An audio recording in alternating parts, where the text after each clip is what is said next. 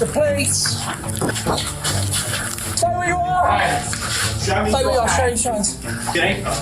Is there anything in the pocket we should know about? Yes, there is. Can I take you to it? No, you can tell. I've slipped a pile of those into his drink. Here, at least you caught the bad guy. Hello mes stars et bienvenue sur ce nouveau format crime et make-up. Bon, le concept est simple, j'ai rien inventé. Aujourd'hui, je vais te raconter une histoire de crime tout en faisant mon make-up. Donc j'espère vraiment que ce format-là va te plaire et je compte sur toi pour me le faire savoir dans les commentaires. J'ai rien d'autre à dire, donc on va commencer. J'ai mon miroir qui est juste là, donc si vous me voyez regarder par là-bas, voilà pourquoi. Aujourd'hui, on va parler de l'affaire Virginia McCulloch. T'en as peut-être déjà entendu parler sur TikTok ou bien dans les news. L'histoire est très récente et elle a eu lieu au Royaume-Uni. En 2019, Virginia vivait avec ses parents qui étaient quand même assez âgés, ils avaient 70 ans. Bon, forcément, en vieillissant, ils avaient un peu besoin d'aide à la maison et donc... c'était finalement plutôt pratique que Virginia soit là. Bon, logique, la première chose qu'on se dit, c'est que si Virginia habite avec ses parents, c'est sûrement pour les aider aux tâches ménagères, à, je sais pas moi, faire leurs cours, gérer un peu leurs papiers administratifs, enfin bref, ce qu'une fille ferait pour aider ses vieux parents. Malheureusement, c'était pas du tout ça. Sinon, je pense que je serais pas là, assise en train de vous raconter l'histoire. Virginia était une menteuse compulsive. Pendant plusieurs années, elle a volé l'argent de ses parents dans leur dos. Elle les a même endettés et à la fin, elle s'est dit que la seule solution pour s'en sortir était d'assassiner ses parents. Elle a ensuite caché leur corps dans des espèces de tombes de fortune qu'elle a fabriquées elle-même. Mais les tombes, elle les a construites dans la maison où elle a continué à vivre pendant 4 ans. Et après ça, elle a continué à vivre sa vie comme si de rien n'était. Elle a pris de faux rendez-vous chez le médecin en se faisant passer pour ses parents. Elle a même commandé des nouvelles cartes de crédit à leur nom. Et elle a appelé la police plusieurs fois en se faisant passer pour ses parents. Tout va bien, quoi. Mais ce qui m'a choqué le plus dans cette histoire, c'est qu'elle avait 4 sœurs. Donc directement, quand j'ai pris connaissance de cette histoire, je me suis dit, mais attends, comment est-ce qu'elle a pu cacher tout ça pendant aussi longtemps ? Virginia McCulloch est née en 1988, mais j'ai pas réussi à trouver sa date de naissance exacte. Elle a grandi dans le village de Great Barrow, Essex, au Royaume-Uni. Durant son enfance, elle a grandi avec ses parents, John et Lois. Son père était professeur à l'université et auteur. Il travaillait à l'université Anglia Ruskin à Cambridge. Sa mère Lois était femme au foyer. Ce qui est vraiment troublant dans cette histoire, c'est que comme je te l'ai dit au début, Virginia avait 4 sœurs. D'ailleurs, c'était la plus jeune des 5 enfants. Mais honnêtement, sur tous les articles que j'ai regardé, il y avait absolument rien sur ses sœurs. Genre, j'ai même pas trouvé leur nom, pour te dire. D'ailleurs, pour être honnête, on sait pas grand-chose sur ce foyer, à part que c'était une famille assez spéciale quand même. Apparemment, Lois et John étaient très stricts. Bon, après, ils étaient nés dans les années 40, donc je suppose que c'était quand même un autre type d'éducation que celle qu'on connaît maintenant, on va dire. Du coup, ils étaient connus pour être très traditionnels dans leur mode d'éducation, très à l'ancienne, quoi. Apparemment, ils étaient pas très doués pour montrer leurs émotions et ils étaient pas très bienveillants. Bon. Après, ça, c'est ce que j'ai lu. D'ailleurs, même entre eux, la relation était assez spéciale parce qu'ils faisaient chambre à part. Genre, Lois avait sa chambre et John avait sa propre chambre. Ils ne dormaient pas ensemble. Les filles ont dit qu'elles n'ont jamais vu leurs parents dormir ensemble. Après, ça, c'est vraiment un truc de l'époque parce que j'avais un oncle et sa femme aussi qui dormaient pas ensemble. Genre, D'ailleurs, j'ai aucune idée de ce que je vais faire comme make-up, hein, si jamais. Je suis totalement en freestyle, là. Les filles devaient suivre un certain nombre de règles dans la maison, des règles très strictes. D'ailleurs, les filles suspectaient Lois, leur mère, d'avoir des tocs. Apparemment, elle passait tout son temps à nettoyer la maison, à astiquer tous les recoins et elle désinfectait tout avec de la javel parce qu'elle avait peur des germes. En vrai, je peux la comprendre. Moi aussi, je suis un peu comme ça. Elle était super stricte sur la salle de bain. Genre, les enfants avaient des choses, des objets et tout qu'ils avaient l'interdiction de toucher. Et elle était aussi grave stricte sur le nettoyage et le pliage du linge. Lois souffrait d'anxiété et d'anxiété grave. Elle prenait des médicaments pour ça tous les jours. Et elle était aussi agoraphobe, donc elle était très casanière et elle avait peur quand elle se retrouvait dans des endroits ou des milieux où il y avait beaucoup de monde. D'ailleurs, les voisins disaient d'elle que genre quand ils la croisaient dans la rue, elle baissait les yeux, elle baissait la tête, genre elle voulait vite partir en fait. Elle disait vraiment le strict minimum, genre bonjour et bye, ok. Je suis un peu comme Lois quand même, hein. Je suis en train de me rendre compte là, mince. Elle évitait vraiment tout contact avec les gens. Voilà, c'est ce qu'il faut retenir sur Lois. Le couple a vraiment été décrit comme un couple très calme et très timide, très réservé. Donc ils s'étaient bien trouvés finalement. Et du coup, forcément, comme eux aimaient bien être dans leur coin, bah les enfants aussi étaient assez isolés et personne n'entendait vraiment parler d'elle non plus, quoi. John lui aussi évitait au maximum le contact avec les voisins et les gens qui croisaient un peu. C'était pas non plus une phobie comme sa femme, mais voilà. En fait, il avait l'air d'être toujours pressé. Genre, il descend de sa voiture, il court dans la maison limite.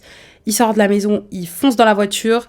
Genre voilà, c'était pas le genre de mec à traîner un peu dans la rue, discuter aux voisins, ah, ça va, t'as reçu le journal ce matin, il fait beau, machin. Non, pas du tout. Il évitait vraiment toutes les petites conversations, vous voyez, que vous pouvez avoir avec vos voisins, quoi, les trucs basiques, quoi. Qu'on a tous, finalement. Moi, par contre, ça, j'aime trop. Il y a une de mes voisines en particulier que je kiffe, parce que chaque fois que je la croise, on papote, tu vois. Apparemment, le couple punissait physiquement leurs enfants. Les filles étaient très souvent giflées si elles ne respectaient pas les règles qui avaient été mises en place. D'ailleurs, il y a un truc qui m'a vraiment fait de la peine, c'est que apparemment il y avait une des filles, je sais pas laquelle c'était. Si c'était Virginia, vous inquiétez pas qu'elle nous l'aurait dit. Donc je pense que c'était une des autres sœurs. Apparemment, cette sœur-là, elle faisait souvent pipi au lit. Et quand ça arrivait, elle était punie pour avoir fait pipi au lit. Et c'est pas drôle, tu vois, parce que moi aussi, quand j'étais petite. D'ailleurs, apparemment, c'était assez sérieux parce que les services sociaux ont même dû intervenir par rapport à ça. Pendant un certain moment, la famille était, j'allais dire sous écoute, mais voilà quoi, elle était surveillée par les services sociaux. Donc c'était quand même assez sérieux. Bon, après, on va passer à ce que Virginia a dit. Et là, vraiment, il faut prendre avec des pincettes parce que, comme vous allez voir après, elle est un peu... Et juste avec le début, vous pouvez déjà capter que la go est spéciale. Donc, tout ce que Virginia a dit, on suppose. Voilà. On suppose. Virginia a accusé sa mère d'être négligente émotionnellement. Elle a aussi déclaré que ses parents n'étaient jamais là pour la soutenir. Ah oui, un truc que j'ai oublié de vous dire tout à l'heure, les voisins disent qu'ils entendaient souvent Loïs crier sur les enfants. Et là, pour le coup, je vois pas pourquoi est-ce que les voisins se mettraient à mentir là-dedans, donc je les crois quand même un peu plus. En tout cas, selon Virginia, sa mère était très colérique et violente. Elle a également dit que sa mère était une rabat-joie et que c'était le genre de personne qui gâchait les moments de joie. Genre, dès qu'il y avait des moments de rire, de bonheur, elle venait et elle tuait le mood en fait. Elle a également déclaré que ses parents ne la soutenaient jamais, qu'ils étaient méchants et difficiles à vivre. J'ai l'impression que dès que je mets ma main devant ma tête, enfin une impression là, quand je mets ma main devant ma tête, le focus se fait sur ma main. C'est génial. Virginia a également accusé sa mère d'avoir abusé d'elle jusqu'à ses 13 ans. Apparemment, elle la giflait pendant qu'elle prenait son bain. Ok. Mais bien évidemment, c'est la seule à dire ça. Toutes ses autres sœurs disent que c'est absolument faux, que leur mère n'était pas du tout comme ça. Après, bon, faut quand même garder en tête que d'un frère à l'autre, enfin d'une sœur à l'autre du coup, on peut quand même avoir des différences de comportement de la part des parents. Je suis pas en train de dire le contraire. Mais c'est quand même bizarre qu'on ait 4 filles qui parlent d'une mère qui est pas du tout comme ça, et seulement Virginia a des choses comme ça à dire de ses parents. Mais ses sœurs sont allées jusqu'à dire que tout cela était faux, que ces accusations étaient des mensonges et que c'était une représentation dégoûtante de leur famille. Donc on a une sœur qui parle de parents colériques, méchants, et de l'autre côté on a 4 sœurs qui disent que pas du tout en fait. Donc c'est tout ce qu'on sait sur l'enfance. Donc on a le témoignage de Virginia qui est assez dramatique, et le témoignage de ses sœurs qui dément complètement tout ce qu'elle a dit. Bon, une fois passé à l'âge adulte, tout ce qu'on sait, c'est que les 4 sœurs ont quitté la maison et seule Virginia était encore à la maison avec les parents. D'ailleurs, j'ai pas réussi à savoir si elle avait déjà quitté la maison à un moment, genre si elle avait pris son appart ou sa maison à un moment, ou si en fait elle est juste jamais partie. Mais ce qu'on sait en tout cas, c'est que Virginia a très peu travaillé. Pendant un moment, elle était barmaid, mais ça a pas duré longtemps apparemment. Apparemment, elle avait pas d'amis, elle était pas proche de ses sœurs non plus, enfin, elle était vraiment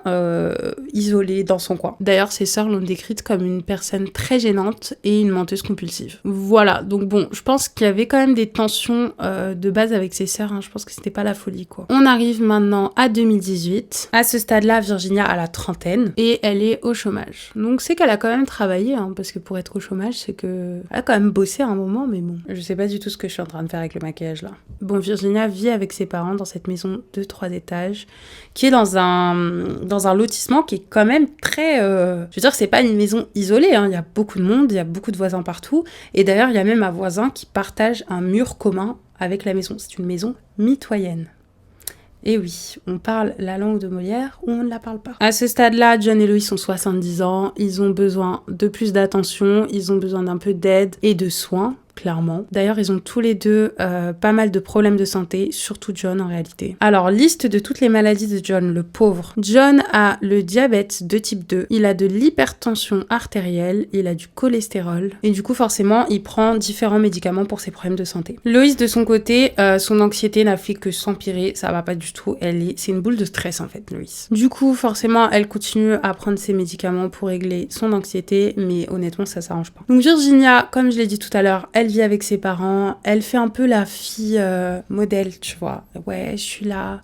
En fait, je suis obligée de vivre avec les parents parce que je m'occupe d'eux, tu comprends. Mais bon, à d'autres, ma belle, on a très bien compris ce que tu essayais de faire. En réalité, Virginia vit avec ses parents pour profiter d'eux. D'ailleurs, elle est au chômage, mais ses parents ne le savent pas. Elle leur dit qu'elle travaille. Elle a même dit qu'elle avait été licenciée de manière très injuste, etc. Et que du coup, là, elle cherchait un autre travail. Enfin, tu vois. Elle a inventé plein de trucs, en fait, pour justifier le fait qu'elle ne bossait pas. Mais il y a quand même un moment où elle faisait semblant de se rendre au bureau tous les jours pour pas que ses parents se disent qu'elle leur ment et qu'elle travaille pas, quoi. Quand même chaud d'aller jusque-là, ma belle. Un jour, elle leur disait qu'elle faisait des sites web et qu'elle gagnait super bien sa vie. Et l'autre jour, elle disait qu'elle était artiste, qu'elle travaillait dans une...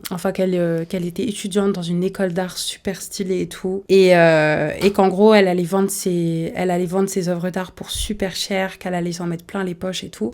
Et en fait, quand les gens voyaient ses dessins, ils étaient un peu en mode « Ça, tu vas le vendre cher ?»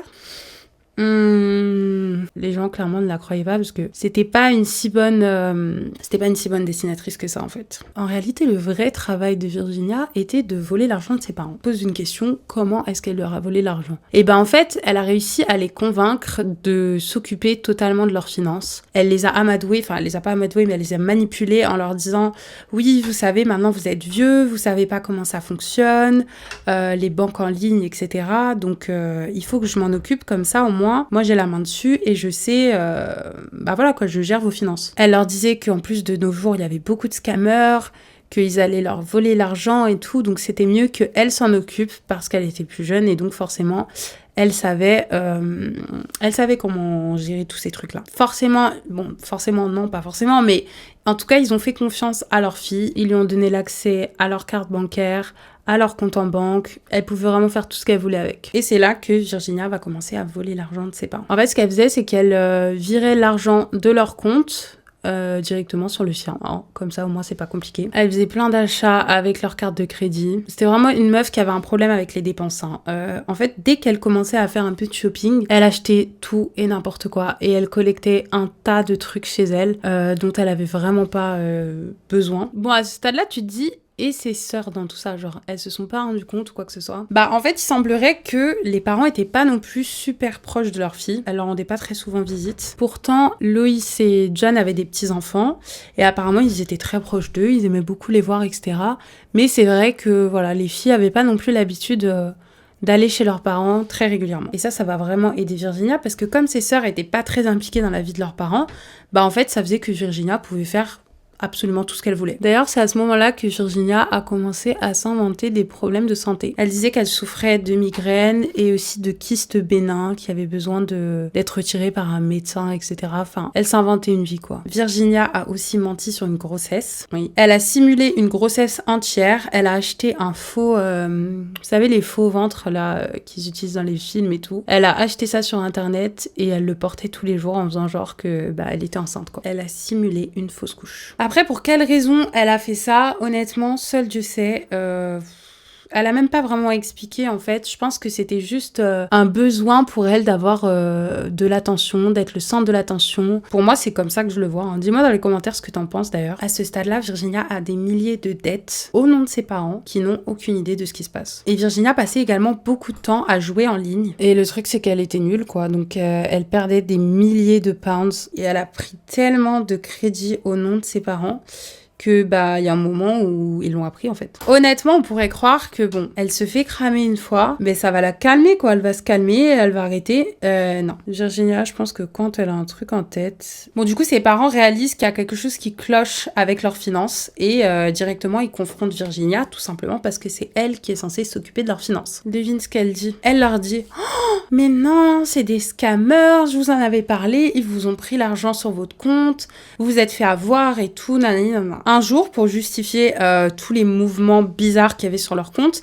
elle leur a dit que la banque avait perdu leur argent et que comme ils avaient fait cette erreur avec leur argent et tout, qu'ils allaient se rattraper et qu'ils allaient leur redonner une compensation de 160 000 livres, qui ne sont bien évidemment jamais arrivés sur leur compte. Tout ça a duré pendant des mois. Pour vous dire, Virginia, c'est vraiment la folie. Virginia, c'est vraiment la psychiatrie en personne. Ce qu'elle a fait, c'est qu'elle a créé des faux documents. Alors honnêtement, allez savoir comment, je sais pas. Elle a créé des faux documents de la police pour dire que oui, on est en train d'enquêter sur ce qui s'est passé avec votre compte.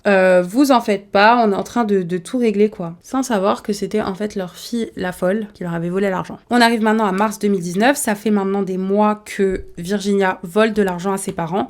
Et à ce stade-là, elle leur a quand même volé au moins 60 000 livres. Et le truc, c'est que Virginia ne compte pas s'arrêter là. Elle ne peut pas s'arrêter là parce qu'elle ne travaille pas. Et elle a quand même besoin de satisfaire toutes ses envies de shopping, etc. Mais le truc qui est bizarre quand même dans les articles que j'ai vus, c'est qu'ils nous disent pas vraiment ce qu'elle achetait avec ça. Donc je pense qu'elle s'achetait genre des vêtements, mais... Et là, Virginia, elle se dit quand même... Bon, il y a bien un moment où ils vont se rendre compte que je fais des dingueries avec leur compte. Ou bien, je sais pas, genre la police va décider de les contacter parce que ils ont trop de dettes ou un truc comme ça. Enfin, elle s'est dit, bon, je vais quand même me faire cramer un jour ou l'autre. Elle a donc commencé à se dire, bah, peut-être que tout ça pourrait se régler si j'assassinais mes parents. Voilà. Et c'est vraiment sorti de nulle part, genre elle s'est dit, oui, la seule solution... et d'assassiner mes parents, je n'ai pas le choix. Elle a dit que dans son esprit, elle se sentait comme piégée et que elle avait envie d'être libre, qu'elle avait envie d'être complètement débarrassée de tous les problèmes avec ses parents, etc. Alors qu'en réalité, ses parents étaient quand même plutôt arrangeants parce qu'à 30 ans, elle était chez eux tout frais payé. Et donc, elle s'est dit, bah oui, si j'assassine mes parents, je pourrais continuer à prendre l'argent. Ils ne sauront pas que je les ai arnaqués ou quoi que ce soit et je serai tranquille. Et pendant 3 mois, Virginia ne va cesser de réfléchir à ça. Elle va pas arrêter de penser à comment est-ce qu'elle peut assassiner ses parents, réfléchir, se poser la question, est-ce que je peux vraiment faire ça? Enfin voilà, pendant 3 mois, elle gamberge, elle pense et elle se dit, est-ce que je fais ça ou pas? Bien évidemment, si on est assis aujourd'hui, c'est qu'elle l'a fait. Donc entre mars 2019 et juin 2019, Virginia a commencé à planifier les meurtres de ses parents. Et en fait, ce qu'elle a fait, c'est qu'elle a commencé à garder certains des médicaments de ses parents. Alors elle s'est fait un petit stock dans sa chambre avec les différents médicaments que ses parents prenaient. Elle a également acheté un couteau très tranchant dans une boutique. Et elle a aussi acheté, alors ils ont dit un objet, je pense que c'était genre un espèce de... comment ça s'appelle les trucs qu'on utilise pour mixer là? Enfin le pilon, je sais plus comment on dit en français. Mais elle a acheté un truc comme ça pour pouvoir écraser les médicaments. Pourquoi est-ce qu'elle voulait écraser les médicaments? Pour pouvoir les mettre dans la boisson et la nourriture de ses parents. Et ce qu'elle a fait, c'est qu'elle a commencé à les droguer très lentement au début en mettant un petit peu, genre quelques doses de médicaments dans leur nourriture, dans leur boisson, etc. En fait, elle voulait clairement voir quels effets secondaires avaient les médicaments sur ses parents. À un certain stade, elle était enfin prête et décidée à assassiner ses parents. Et on arrive donc aux événements tragiques du 17 juin 2019. Tard dans la nuit, juste avant que ses parents se couchent, Virginia a pris plusieurs médicaments, genre un tas de médicaments. Elle les a écrasés et elle les a ensuite mis dans la boisson de ses parents. Attendez, je colle mon cil et je reviens. C'est incroyable, tout le monde y arrive à part moi? Je comprends pas. Ok, one is on. On peut continuer. Tard dans la nuit, donc juste avant que ses parents se couchent, Virginia va se rendre dans la cuisine, écraser un sacré paquet de médicaments et les mettre dans les boissons de ses parents. Elle a d'abord préparé la boisson de son père et en fait son père avait l'habitude de boire tous les soirs avant d'aller se coucher une bière Guinness. En tant que bon anglais, finalement. Bon, sa mère, Loïs, elle buvait pas d'alcool. Du coup, elle a mis les médicaments écrasés dans une sorte de soda, quoi. Mais le truc, c'est qu'elle en a quand même mis beaucoup moins dans la boisson de Loïs que dans la boisson du père, donc John. Elle a mis les médicaments dans les boissons. Elle a bien mélangé. Elle a tendu la boisson à ses parents. Genre, tiens, papa. Tiens maman. Et elle s'est assise à côté d'eux en les encourageant à boire. Genre elle était en mode allez. John, il a pas eu de problème à boire sa Guinness. Je pense que John avait quand même des petits problèmes avec l'alcool. Quand même. Il a fini sa Guinness très rapidement. Loïs par contre, elle a pas du tout bu toute sa boisson. Genre en mode... elle a à peine bu la moitié, quoi. Et du coup, ça fait que non seulement elle avait mis beaucoup moins de médicaments dans le verre de Loïs, mais en plus, comme elle a moins bu, elle a consommé beaucoup moins de médicaments, quoi. Bon, comme elle n'arrivait pas à forcer sa mère à boire plus que ça, bah, elle leur a dit c'est pas grave, on va se coucher. Donc elle est partie d'abord coucher son père dans sa chambre. Comme je vous ai dit, ils dormaient pas ensemble. Donc elle est d'abord partie coucher son père et ensuite elle a couché sa mère. Elle a ensuite éteint la lumière et elle est partie se coucher. Le lendemain, donc le 18 juin, Virginia s'est levée après je suppose une très bonne nuit de sommeil en fait. Elle se lève, elle va directement dans la chambre de son père. Il était 6h du matin d'ailleurs, ça c'est un truc qu'elle a dit plus tard à la police.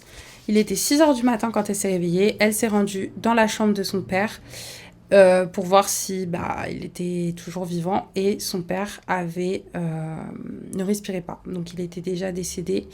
Et d'ailleurs, d'après le légiste, vu un peu la dose de médicaments qu'elle lui a donné, il y a moyen que son père soit mort au début de la nuit, vraiment. Voilà, donc son père est décédé en premier, paix à son âme. Ensuite, elle s'est rendue dans la chambre de sa mère et elle l'a trouvée toujours allongée, mais complètement défoncée en fait. Sa mère n'était pas morte, mais par contre, elle était très confuse, elle comprenait pas du tout ce qui se passait, pourquoi elle était comme ça, pourquoi elle se sentait comme ça, etc. Donc Virginia, à ce moment-là, elle a un peu paniqué parce qu'elle s'est dit mince, moi j'avais prévu de tuer mes parents avec les médicaments, donc qui s'endorment finalement, c'est ce qu'on dit en général. Et finalement, sa mère n'est pas morte, elle est bel et bien vivante. Et en fait, je me dis, à ce moment-là, elle aurait pu quand même se dire mince, je viens de tuer mon père, c'est horrible. Et si je me stoppais là, tu vois, ma mère est encore vivante, Dieu merci, stoppons-nous ici. Mais non, Virginia est tarée. Et d'ailleurs, elle avait déjà prévu un plan de secours, elle s'était dit, si il ne meurt pas avec les médicaments, je prendrai mon couteau aiguisé que je viens d'acheter. Elle décide donc d'allumer la radio et elle a dit qu'elle avait fait ça pour que sa mère passe de bons derniers moments sur Terre. Qu'est-ce qu'elle est gentille, cette Virginia. Donc elle allume la radio pour sa mère, elle la laisse dans le lit, elle quitte la chambre et elle va chercher le couteau. Non, elle va pas chercher le couteau d'abord, elle va chercher d'abord un marteau. Elle rentre dans la chambre de sa mère qui est tranquillement, la pauvre, en train d'écouter la radio, complètement... La pauvre, elle est hors d'elle en fait. Elle est complètement défoncée avec tous les médicaments que Virginia lui a donnés. Et quand Virginia entre dans la pièce, elle voit sa mère comme ça, complètement, je sais pas comment dire, mais complètement helpless, en mode innocente, tu vois. Et elle se dit non, je peux pas faire ça et tout. Donc elle réfléchit pendant un certain moment, parce qu'elle est en mode... elle a pitié de sa mère, quoi. Elle a clairement pitié de sa mère. On dirait que c'est super foncé, mais c'est pas super foncé. Trust the process, babes. Donc, Virginia réfléchit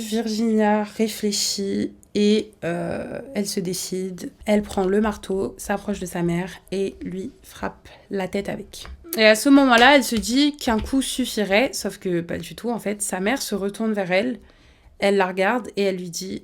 Qu'est-ce que tu fais ? Et même si elle était défoncée, oui, elle avait quand même conscience que... Enfin, je pense, ça c'est des suppositions, mais je pense qu'elle avait quand même conscience que sa fille était en train d'essayer de la tuer, là, tu vois. Franchement, pauvre Loïs. En fait, elle a dû se... Tu sais, j'imagine, elle a dû se dire dans sa tête, mais what the fuck ? Qu'est-ce qui se passe ? C'est ma fille, qu'est-ce qu'elle fait ? Pourquoi je suis dans cet état ? Enfin... En fait, c'est juste horrible, elle a dû se poser trop de questions avant de mourir et c'est trop triste. Et après qu'elle l'ait tapé déjà une première fois sur la tête, elle se serait fixée pendant 30 secondes. Tu sais à quel point c'est long, 30 secondes ? Pendant 30 secondes, elle était comme ça. Et en fait, ça, c'est encore un moment où Virginia aurait pu se dire « Je suis en train de câbler là, je suis en train de faire n'importe quoi, je suis en train de tuer ma mère. What the heck, let me stop !» Mais non, Virginia ne s'arrête pas. Elle récupère le couteau et elle poignarde sa mère avec énormément de violence, 8 fois en tout. Elle la poignarde au niveau du cou, de l'épaule, de la poitrine. Mais Loïs est toujours en vie. Cette femme avait envie de vivre. Hein. Franchement, ça, on peut pas dire le contraire. À ce stade-là, elle essaye de se débattre. Voilà, elle essaie de se débattre, de repousser sa fille comme elle peut. Mais c'est là que Virginia reprend le marteau et qu'elle commence à frapper sa mère avec tellement de rage que elle perd la vie. Elle aura ensuite commencé à embrasser la main de sa mère en lui disant « Je suis désolée, je voulais pas que ça se passe comme ça. » Et elle aurait tenu la main de sa mère jusqu'à ce qu'elle décède. Tout ça, en fait, je dis « elle aurait », parce que ça, c'est ce qu'elle a raconté à la police. Mais encore une fois, est-ce que c'est vrai ou pas? On ne le saura jamais. Seul Dieu sait ce qui s'est vraiment passé dans cette chambre ce matin-là, pardon.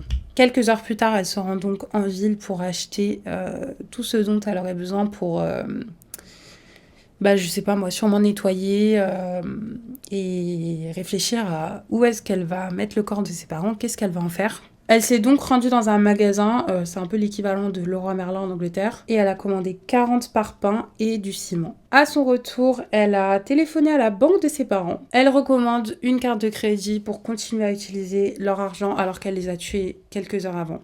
Le même jour, elle va faire un peu de shopping en ligne avec la carte de ses parents. Elle va s'acheter de nouveaux bijoux, de nouveaux vêtements. Et le truc le plus flippant, c'est que plus tard dans la soirée, elle va envoyer un SMS à une de ses sœurs en lui disant, je cite, « Papa et moi sommes au bord de la mer cette semaine, on t'écrira plus tard, bisous, maman ». Donc le soir même où elle a assassiné ses parents, cette fille est déjà en train de se faire passer pour eux. 2 jours s'écoulent, Virginia a donc passé 2 jours avec le cadavre de ses parents dans la maison. Et là, on se dit, qu'est-ce qu'elle prévoit de faire avec les corps? Est-ce qu'elle va essayer d'aller les enterrer quelque part? Est-ce qu'elle va les brûler? Est-ce qu'elle va les...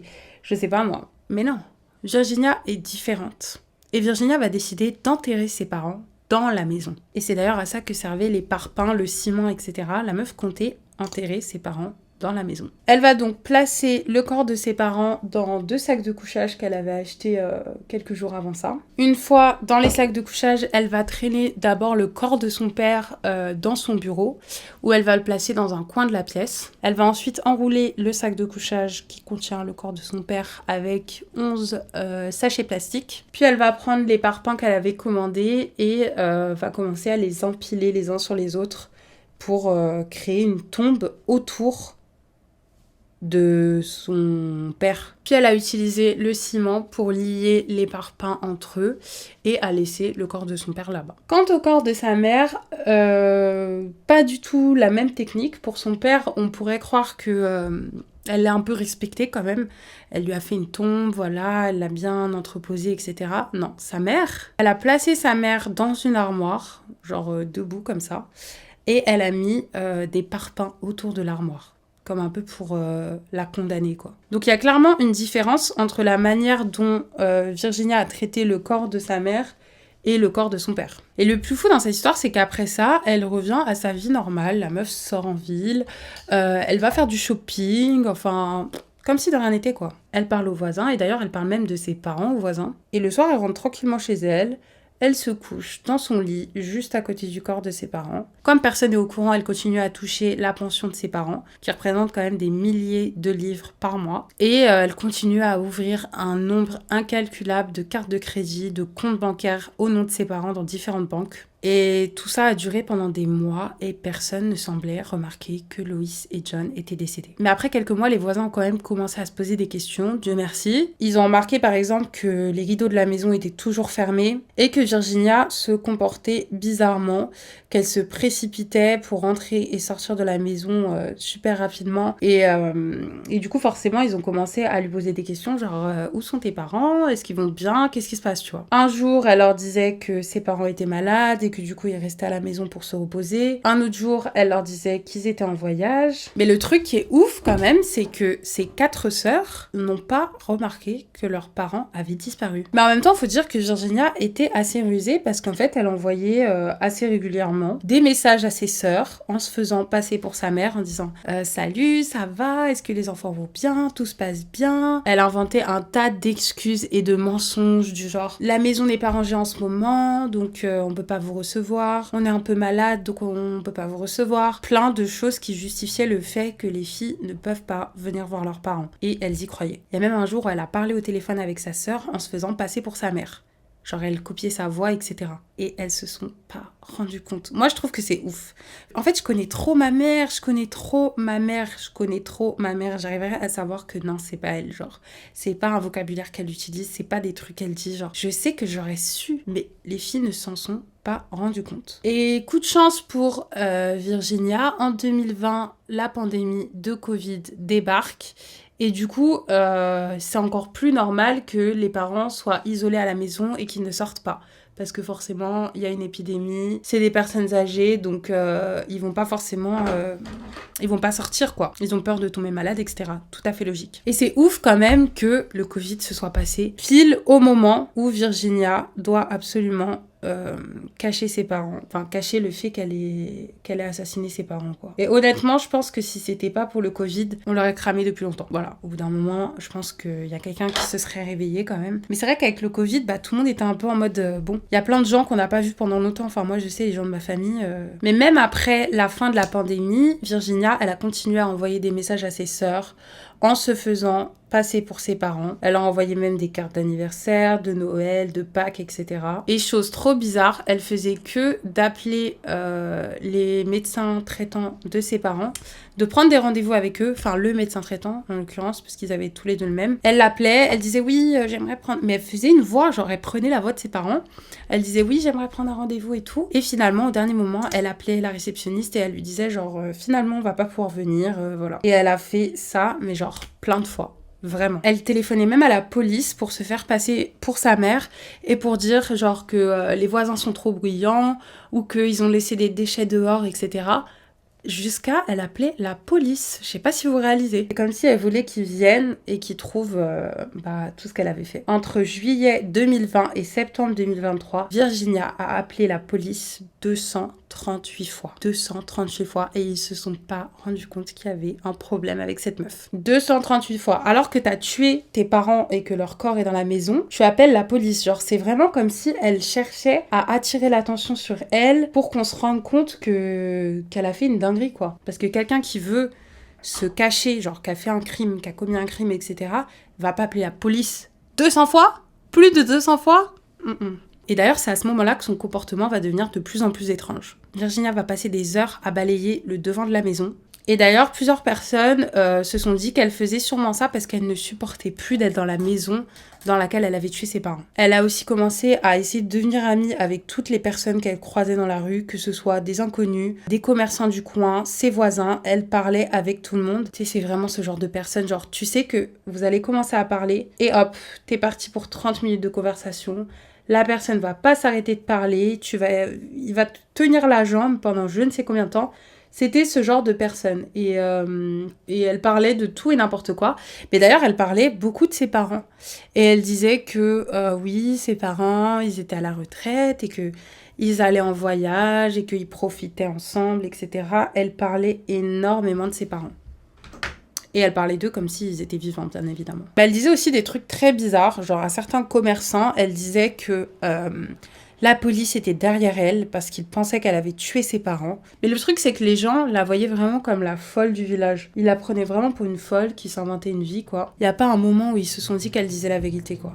Elle a aussi commencé à acheter des cadeaux à ses voisins. Et même des étrangers qu'elle croisait dans la rue, genre elle leur offrait des fleurs, elle leur offrait de l'alcool, des plantes. D'ailleurs, son voisin d'à côté, celui qui est vraiment avec le mur commun, il a dit qu'une fois, elle lui avait acheté genre un tas de bouffe chinoise, genre de traiteur chinois. Qu'un jour, elle lui avait laissé des donuts devant la porte de sa maison. Et rapidement, les voisins ont commencé à se méfier parce qu'ils se sont dit « Attends, d'habitude, cette fille-là, elle ne nous calcule pas. Qu'est-ce qui se passe? Est-ce qu'elle essaie de faire ami-ami ? Ou bien est-ce qu'elle essaie d'acheter le silence de ses voisins ?» Bon, la prochaine chose que Virginia a faite, et ça, c'est clairement pour attirer l'attention, encore une fois, c'est qu'elle a encore commandé un fake belly, là, un faux ventre de femme enceinte, et qu'elle se baladait dans la rue, et chaque fois qu'elle croisait quelqu'un, elle était en mode « Look at me, I'm pregnant !» Genre...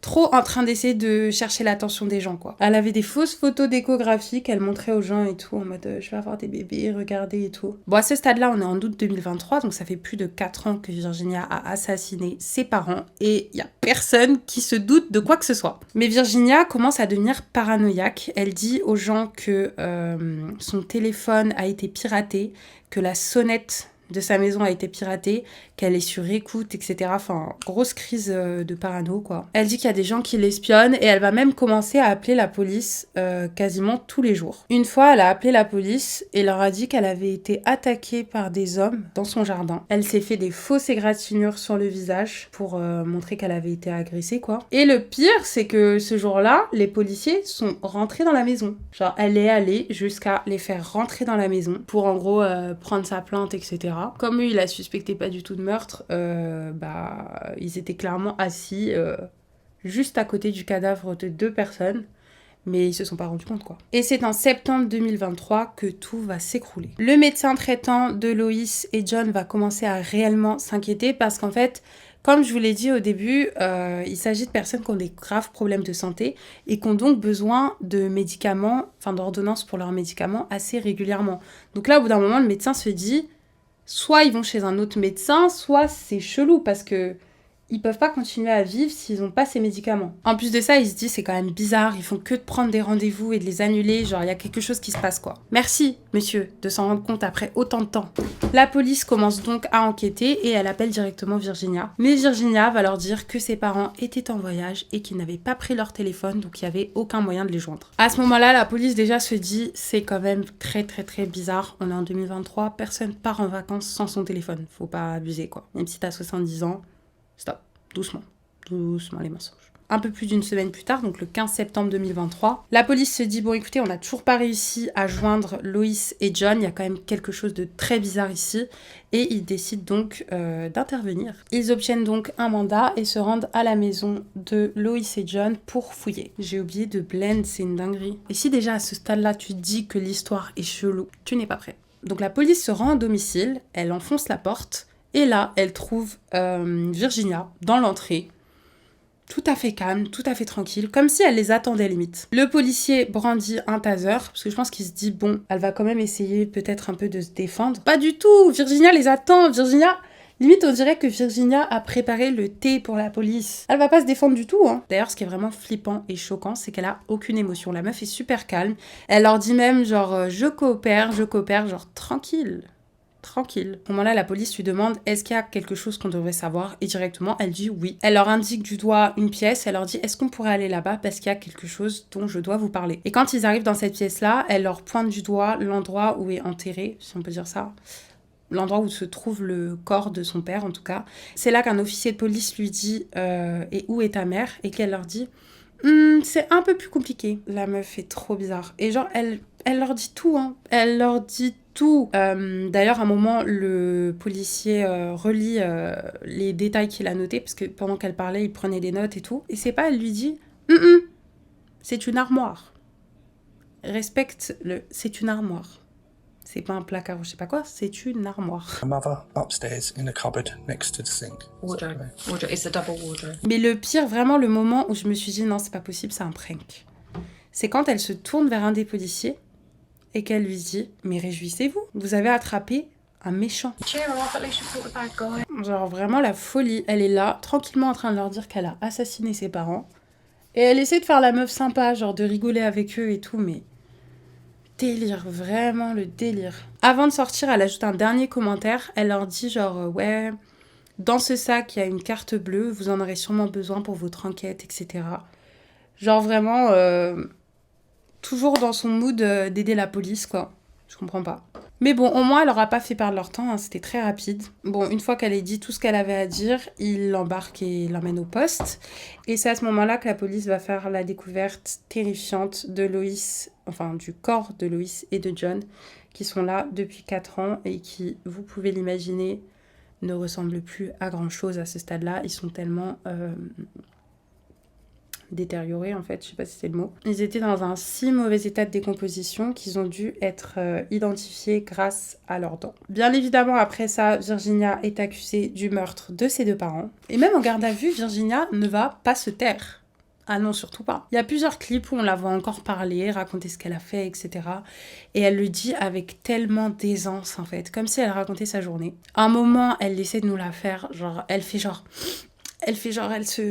tamponne un peu l'œil et tout, mais il n'y a même pas une larme qui coule. Et elle fait un peu une voix en mode « après j'ai fait ça et tout.